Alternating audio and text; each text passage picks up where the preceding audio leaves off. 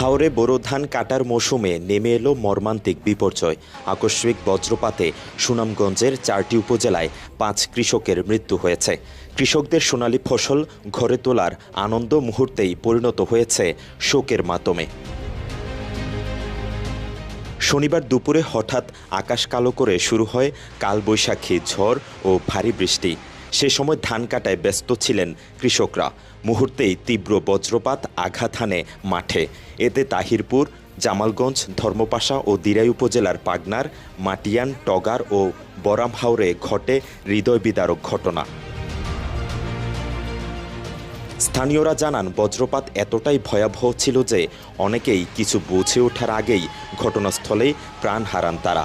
এদিকে ঝড় ও শিলাবৃষ্টিতে হাওরের বিস্তীর্ণ বোরো ধান মারাত্মকভাবে ক্ষতিগ্রস্ত হয়েছে। পাকা ধান নষ্ট হয়ে যাওয়ায় দুশ্চিন্তায় পড়েছেন কৃষকরা। জেলার বিভিন্ন স্থানে বজ্রপাতে অন্তত 15টি গবাদি পশু মারা যাওয়ার খবর পাওয়া গেছে। 200-র বেশি সার্ভিস ও ফিচারে লেনদেনের সব বিকাশ অ্যাপে সম্ভব। বজ্রপাতে মৃত্যুর বিষয়টি নিশ্চিত করেছেন সুনামগঞ্জের অতিরিক্ত পুলিশ সুপার সুজন সরকার। ক্ষতিগ্রস্ত পরিবারগুলোর পাশে দাঁড়ানোর আশ্বাস দিয়েছে জেলা প্রশাসন। বজ্রপাতে এখন পর্যন্ত সুনামগঞ্জে 5 জনের মৃত্যুর সংবাদ পাওয়া গেছে। তার মধ্যে ধর্মপাশার 2 জন, জামালগঞ্জে 1 জন, তাইপুরে 1 জন এবং দিরাইতে 1 জন, এবং আরো 2-1 জন অসুস্থ আছে, তারা হাসপাতালে চিকিৎসা নিচ্ছে। বিশেষজ্ঞরা বলছেন, খোলা হাওর এলাকায় বজ্রপাতের ঝুঁকি সবচেয়ে বেশি থাকে। এ সময় কৃষকদের নিরাপদ আশ্রয়ে যাওয়ার সুযোগ কম থাকায় প্রাণহানির ঘটনা বাড়ছে।